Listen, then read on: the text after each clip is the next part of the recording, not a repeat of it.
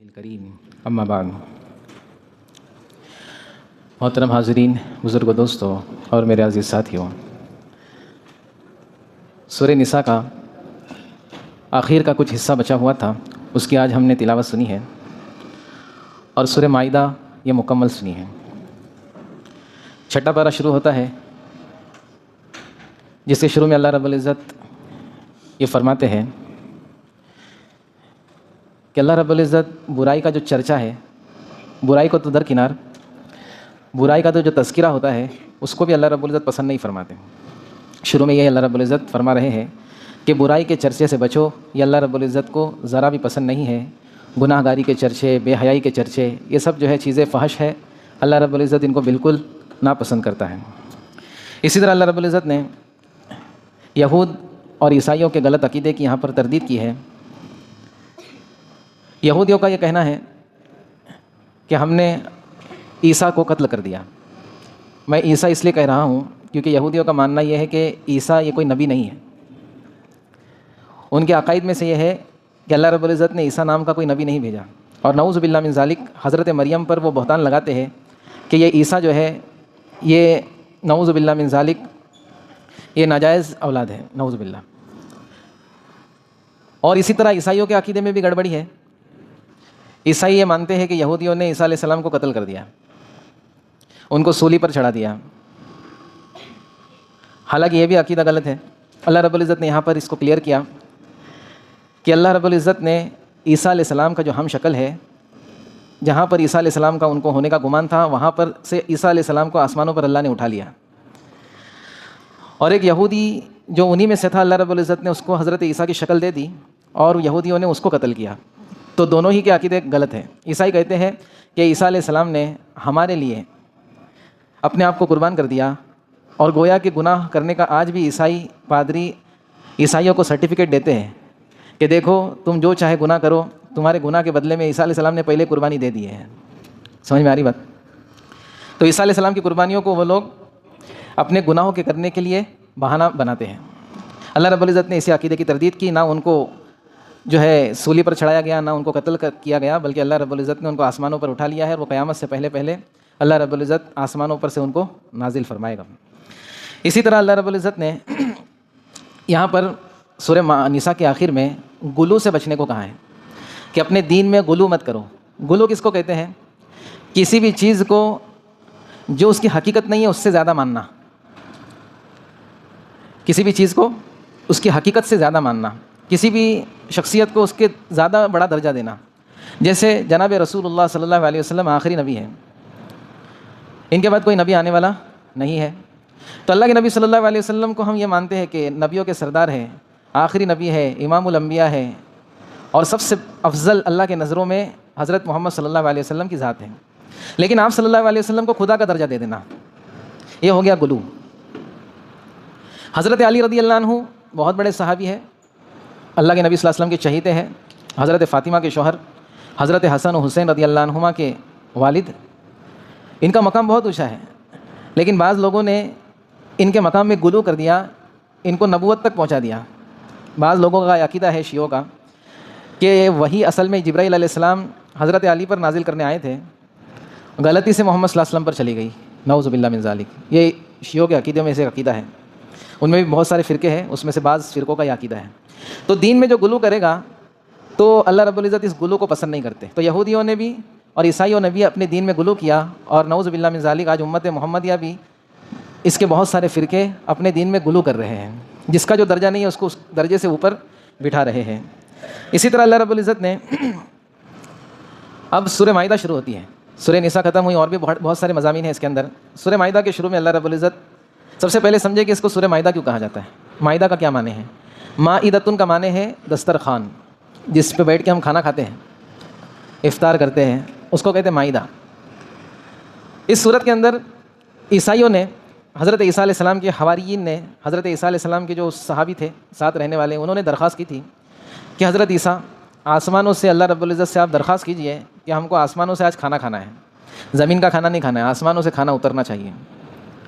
تو حضرت عیسیٰ علیہ السلام نے ان سے کہا کہ بدبختو، یا اسی کیسی فرمائش کر رہے ہو، آسمانوں سے اگر کھانا اترے گا تم کھا لو گے تو تمہارا کیا فائدہ ہوگا؟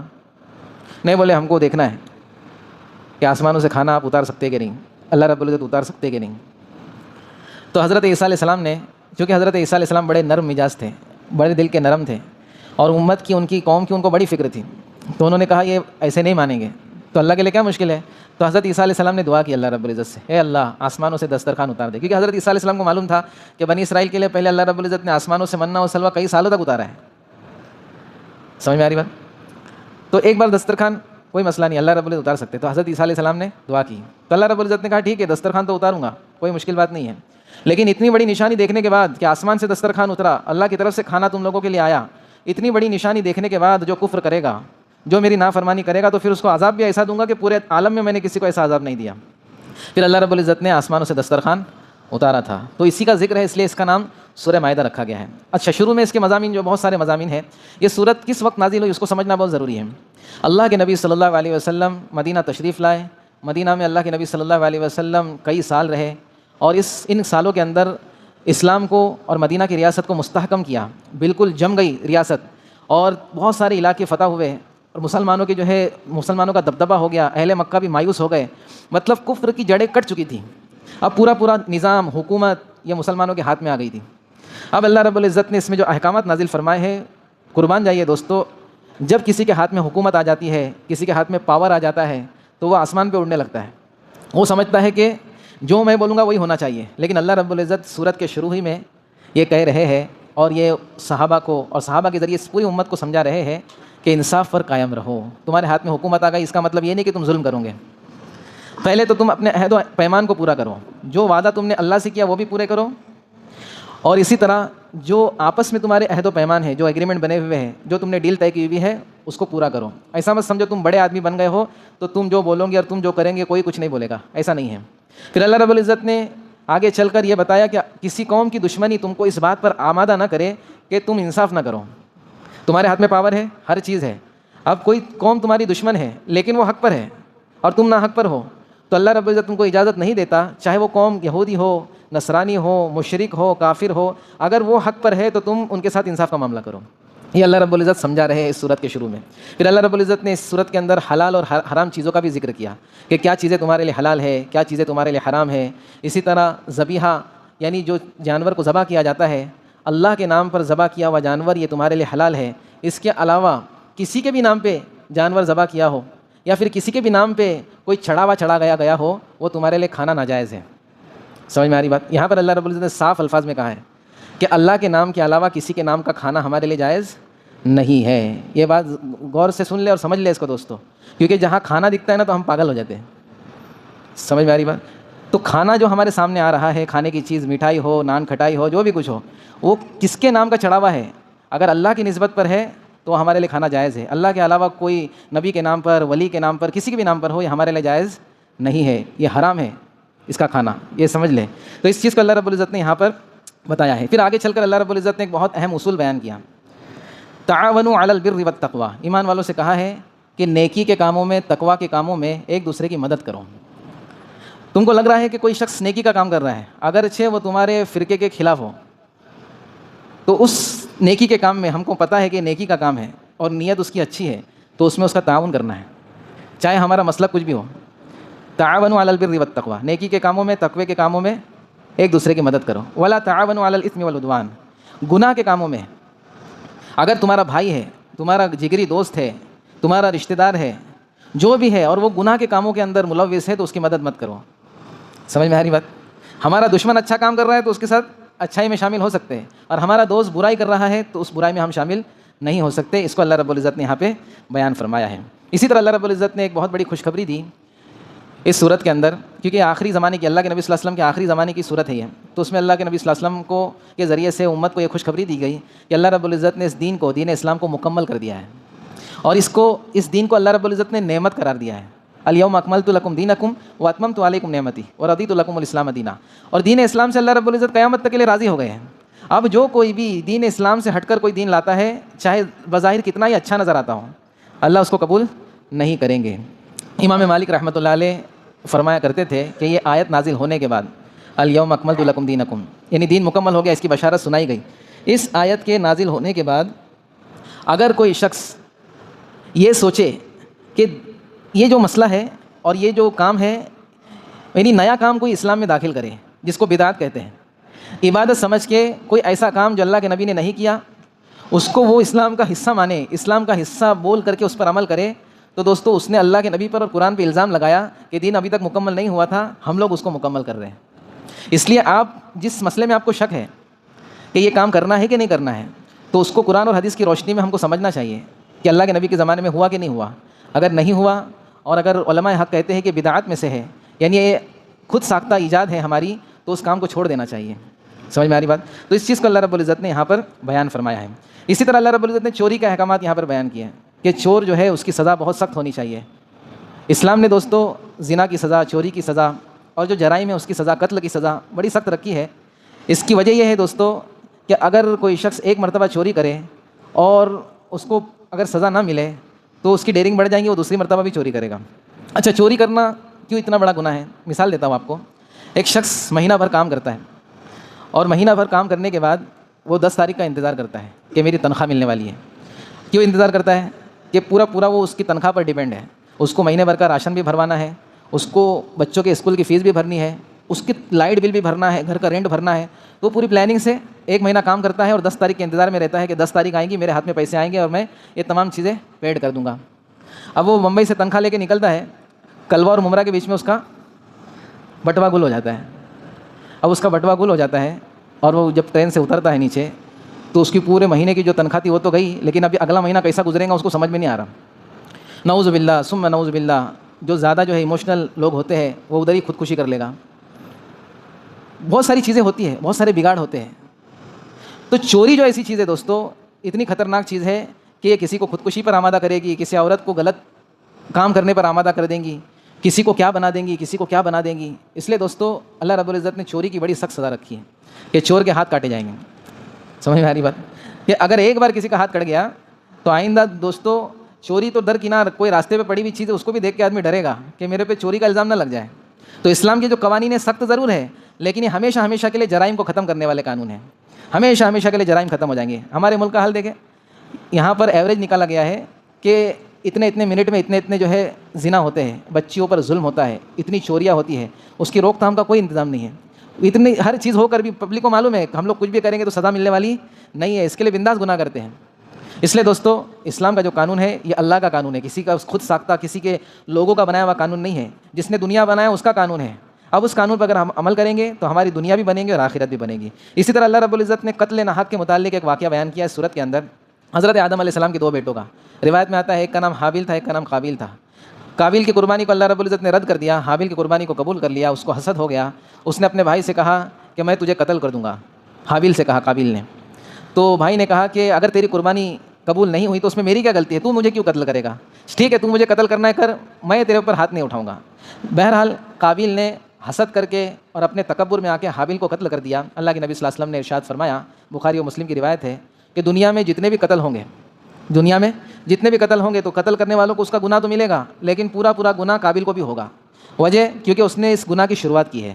ایک تو ہے کہ گناہ کرنا اور ایک گناہ کی شروعات کرنا۔ گناہ کی اگر شروعات ہم کر لیں گے دوستو تو جب تک گناہ قیامت تک وہ ہوتا رہے گا، اللہ معاف کرے، کرنے والوں کو تو ان کا گناہ ملتا رہے گا۔ اگر ہم نے شروعات کی ہے تو ہم کو بھی اس کا پورا گناہ ہوتا رہے گا۔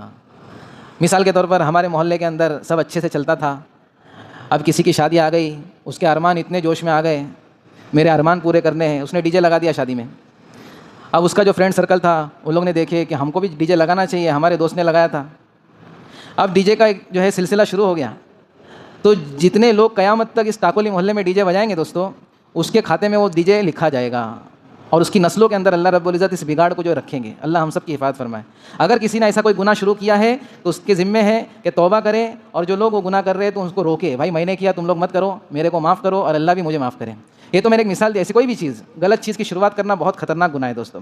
اللہ رب العزت نے سورت کے اندر فائنلی شراب کی حرمت کو بیان کیا۔ پچھلی 2 سورتوں کے اندر کہا تھا کہ شراب کے اندر نفع کم ہے، نقصان زیادہ ہے۔ پھر اس کے بعد کہا سورہ نساء کے اندر کہ نماز کی حالت میں، نشے کی حالت میں نماز کے قریب بھی مت جاؤ۔ اس صورت میں صاف کہہ دیا کہ شراب بالکل حرام ہے۔ یہ پے در پہ اللہ رب العزت نے یہاں پر شراب کی حرمت کو نازل فرمایا ہے تاکہ اس پر عمل کرنا آسان ہو جائے۔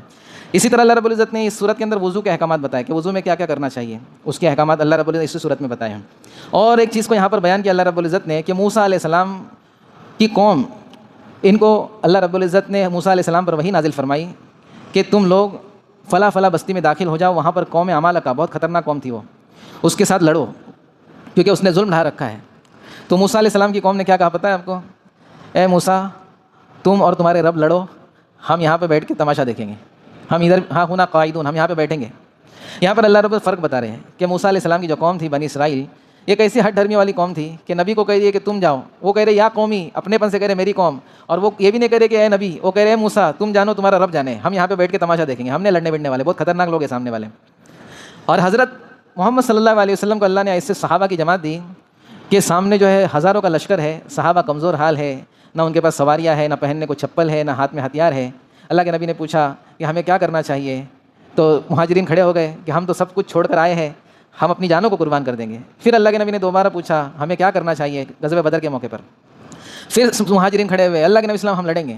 پھر تیسری مرتبہ پوچھا تو انصار کھڑے ہوئے، اے اللہ کے نبی صلی اللہ علیہ وسلم ہم جانتے ہیں آپ ہم سے پوچھ رہے ہیں، ہم موسیٰ علیہ السلام کی قوم کی طرح نہیں ہے، انہوں نے کہا تھا اے موسیٰ تو جان تیرا رب جان، ہم تو آخری دم تک آپ کے ساتھ ہیں، چاہے ہماری جو ہے بوٹیاں نوچ لی جائے ہم آپ کے ساتھ ہیں۔ اللہ کے نبی اتنے خوش ہوئے کہ انصار کو اللہ کے نبی صلی اللہ علیہ وسلم نے اتنی دعائیں دی کہ انصار بھی خوش ہو گئے۔ تو یہ اللہ کے نبی صلی اللہ علیہ وسلم کی رسومت کی خاصیت ہے کہ قربانیوں کے لیے ہمیشہ تیار رہتی تھی، اور اللہ کرے ہم بھی ایسی امت بن جائے کہ ہم بھی قربانیوں کے لیے ہمیشہ تیار رہنے والے بن جائے۔ پھر اللہ رب العزت نے آخر میں اس صورت میں یہ کہا ہے کہ دیکھو یہود اور نصارہ کو تم اپنا دوست مت بناؤ، یہ بہت خطرناک لوگ ہیں، یہ آپس میں دشمن ہے، لیکن جب آپ تمہاری مسلمانوں کی دشمنی کی بات آئیں گی تو یہ ایک ہو جائیں گے، تو ان کو اپنا دوست نہ بناؤ، ان کی دوستی سے تم کو نقصان ہی ہوگا، نفع نہیں ہو سکتا۔ پھر آخر میں اللہ رب العزت نے حضرت عیسیٰ علیہ السلام اور اللہ رب العزت کی گفتگو ہوگی قیامت کے دن، اس کا ذکر کیا۔ اللہ رب العزت قیامت کے دن حضرت عیسیٰ علیہ السلام کو کھڑا کریں گے اور بولیں گے اے عیسیٰ، تم نے تمہاری قوم کو یہ کہا تھا کہ تم اللہ کے بیٹے ہو، تم میرے ساتھ اپنی شرکت چاہتے تھے، تو حضرت عیسیٰ علیہ السلام کہیں گے اللہ رب العزت آپ تو سب کچھ جانتے ہیں، مطلب اللہ رب العزت کو یہ بتانا ہے کہ قوم نے کہاں سے جیب سے نکال لی کہ عیسیٰ اللہ کے بیٹے ہیں، تم نے کہا تھا، عیسیٰ میں کیسا کہوں گا اللہ رب العزت۔ بہرحال اللہ رب العزت اس بات کو ظاہر کریں گے کہ دیکھو حضرت عیسیٰ علیہ السلام کی بھی کوئی غلطی نہیں ہے، یہ تو ان پادریوں کی غلطی ہے جن لوگوں نے اپنی طرف سے من گھڑت باتیں تھوپی تھی اور آج تک جو ہے لوگ اس کے اوپر عمل کر رہے ہیں۔ پھر اللہ رب العزت سے عیسیٰ علیہ السلام دبے الفاظ میں اپنی قوم کے لیے دعا کریں گے، اے اللہ رب العزت آپ تو چاہے تو ان کو عذاب دے سکتے ہیں، لیکن آپ تو غفور الرحیم ہیں، چاہے تو معاف بھی کر سکتے ہیں۔ دبے الفاظ میں اللہ کے حضرت عیسیٰ علیہ السلام کیا کریں گے؟ اپنی قوم کی سفارش کریں گے۔ بہرحال اس طرح سے جو ہے وہی مائدہ کا جو ہے آخر میں تذکرہ ہے کہ دسترخوان اترا عیسیٰ علیہ السلام کی قوم کے لیے، اور اس پر جو ہے سورہ ختم ہوتی ہے۔ اللہ رب العزت ہم سب کو کہنے سننے پر عمل کی توفیق عطا فرمائے، قرآن مجید کو سمجھ کر اس پر عمل کرنے کی توفیق عطا فرمائے۔ سبحان اللہ و بحمدہ، سبحانک اللہم و بحمدک، نشہد ان